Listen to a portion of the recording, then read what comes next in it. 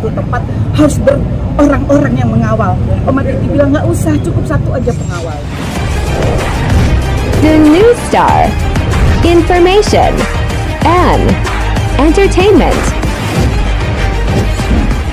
Jadi Mama Titi kan orangnya bahagia, gitu, gampang, ceria, silaturahminya bagus, punya anak-anak asuhnya banyak. Jadi di dalam itu setelah mendoakan malah jadi kayak reuni para senior, reuni artis-artis yang sudah lama nggak jumpa. Jadi aku pikir almarhumah pasti happy banget karena ini jadi saat untuk mendoakan dan bertemu, saling mendoakan juga bagi yang masih diberi kesempatan untuk di dunia. Sempat kaget nggak Mbak dengan kabar sih? Jadi sebetulnya kan sudah lama. Jadi terakhir itu aku merayakan ulang tahun yang Titik Puspa itu November yang lalu. Kami datang itu memang hanya terbatas kayak bergiliran gitu. Jadi saya bersyukur banget dapat kesempatan untuk mendoakan yang Titik gitu yang tahunnya. Kemudian beliau juga ngedoain saya. Jadi itu yang terakhir, dan waktu sakit bersamaan dengan ayahnya anak-anak. Jadi saya mau ngasuh cucu gitu kan. Jadi saya pikir ini Allah sudah memberikan hal yang luar biasa. Mama Titi itu berkaryanya mungkin lebih dari 7 dekade, dan beliau adalah salah satu guru kehidupan saya dalam meniti karir maupun bagaimana memposisikan diri sebagai pekerja seni yang bermartabat. Jadi Oma Titi itu banyak memberikan masukan kepada saya bahwa menjadi seseorang itu kalau kita mau belajarlah. Jadi saya itu disuruh terus belajar dari apapun, suruh banyak baca buku. Itu Oma Titi pesannya itu. Karena dulu kan saya termasuk muridnya dari umur 9 tahun dan diajak mulai main film usia 12 tahun. Film sebagai figuran sebetulnya, tapi figuran yang lama gitu sebagai pemeran anak-anak. Baru diberi kesempatan lagi tahun 80 sebagai pemeran utama, di mana Mama Titi sebagai ibu saya.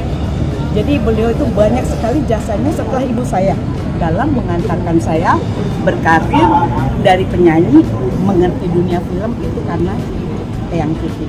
Melihat sosok yang merangkul semua kalangan sendiri, ya? Melihat sosok yang merangkul semua kalangan sendiri. Wah, Masya Allah. Bayangkan saya itu lahir di Cirebon, penyanyi cilik dari Cirebon, tapi Eyang Titi mau merangkul saya setelah saya menjadi juara pop singer penyanyi cilik terbaik se-Jawa Barat untuk menjadi anggota Papiko. Padahal kan Papiko itu persatuan artis penyanyi ibu kota. Tapi Eyang Titi mempercayai saya untuk bergabung, dan terus saya diberikan kesempatan untuk muncul, untuk diberikan peran-peran. Jadi Masya Allah. Dan Eyang Titi itu tahu bagaimana melihat potensi-potensi artis yang bisa mau mengembangkan diri, mengajarkan kerendahan hatian, mengajarkan untuk tidak menjadi primadona, mengajarkan saya untuk tahu diri sebagai penyanyi, tidak usah merepotkan panitia yang mengundang. Itu Oma Titi yang memberi masukan. Tidak usah banyak kalau mau pergi diundang ke satu tempat harus orang-orang yang mengawal. Oma Titi bilang nggak usah, cukup satu aja pengawalmu. Dan buat saya tuh wah, luar biasa. Itu sudah diberikan puluhan tahun yang lalu. Karena mungkin Oma Titi udah tahu bahwa ke depan dunia entertainment itu akan seperti Amerika, ada bodyguard, ada pengawal gitu. Dan saya diajarkan jangan melakukan hal yang menyusahkan panitia.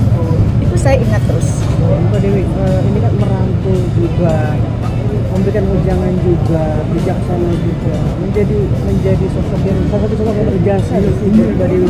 Setelah ibu saya, Eyang Titi lah sosok yang berjasa.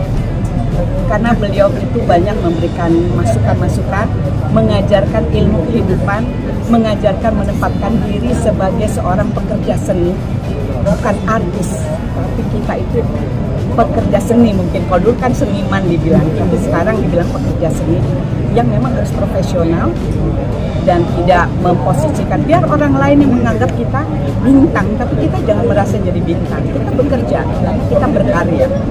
Sempat dengar sakitnya, mungkin cepat jenguk ketika sakitnya, sempat dengar sakitnya atau pernah cepat jenguk kemarin?